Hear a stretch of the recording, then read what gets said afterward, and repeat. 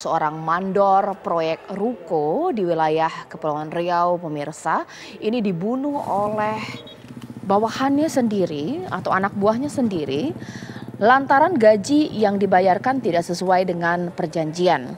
Kini pelaku masih dalam pengejaran aparat kepolisian setempat.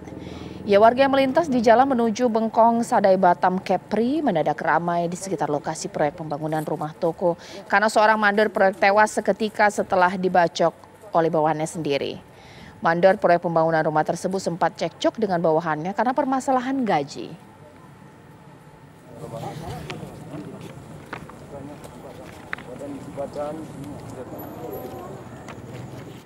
Ya, saya akan berbincang langsung dengan Kombes Pol Ari Darmanto, Dirkrimum Polda Kepri. Selamat malam, Pak Ari Darmanto. Selamat malam, Mbak Caca. Pak Ari ini bisa, Waalaikumsalam warahmatullahi wabarakatuh. Pak, bisa dijelaskan apakah sudah ada titik terang, Pak, mengenai pencarian terhadap pelaku pembunuhan mandor proyek tersebut, Pak, seperti apa? Ya, terima kasih. Alhamdulillah, dalam waktu yang tidak lebih 3 jam, kita sudah berhasil mengamankan yang diduga 2 orang terlibat pembunuhan terhadap mandor bangunan tersebut. Kronologisnya itu pada pukul kurang lebih sekitar pukul 18.30 itu sang mandor ini sedang minum kopi di sebuah bedeng dengan beberapa anak buahnya, lalu tiba-tiba diserang oleh satu orang yang diduga sebagai pelaku pembunuhan.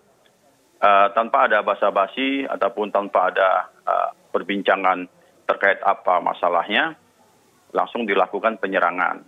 Sementara korban dalam keadaan membelakangi, kemudian sempat terjadi perlawanan dari pihak korban, kemudian pihak korban berlari ke pasar kurang lebih 50 meter dari lokasi pertama awal korban tersebut diserang. Kita mendapat laporan itu dari Kapolsek dan dari Polresta terkait dengan diduga adanya orang mati di tengah jalan. Jadi sempat kita berpikir itu awalnya adalah seseorang yang ditemukan karena dibunuh oleh pelaku yang belum kita duga siapa pelakunya. Dikarenakan begitu kita tanyakan masyarakat setempat juga begitu kaget karena nggak menyangka kalau yang berlari-lari itu sebelumnya sudah terlibat perkelahian ataupun suatu hal yang akhirnya melukai pihak korban sendiri. Kita mendapatkan informasi kalau pelaku tersebut telah lari ke Tanjung Uma untuk ke tempat yang diduga mungkin rumah tinggalnya atau tempat persembunyiannya. Berangkat dari informasi masyarakat, kita langsung mengamankan 2 orang yang saat itu mengendarai kendaraan roda 2 Suzuki Thunder dan kita hentikan. Kemudian yang bersangkutan mengaku bahwa salah satunya yang melakukan pembunuhan. Dari 2 yang kita amankan, sementara 1 sudah kita tetapkan sebagai tersangka, sementara satunya lagi masih kita minta keterangan sejauh mana keterlibatannya terhadap korban yang meninggal dunia di tempat. Demikian, Mbak. Baik, Pak. Berarti benarkah, Pak, bahwa permasalahan cekcok ini karena permasalahan gaji yang tidak sesuai dengan perjanjian?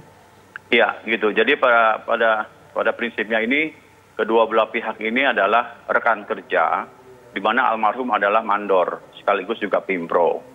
Kemudian pelaku ini sudah beberapa bulan gajinya belum dibayarkan dengan berbagai alasan yang dikemukakan oleh korban di sini. Jadi merasa seakan-akan korban itu mengulur-ulur waktu ataupun menjanjikan karena kebutuhan si pelaku ini sangat mendesak. Akhirnya karena tidak sabar, korban akhirnya dibunuh. Baik, Pak. Ancaman hukuman untuk pelaku seperti apa?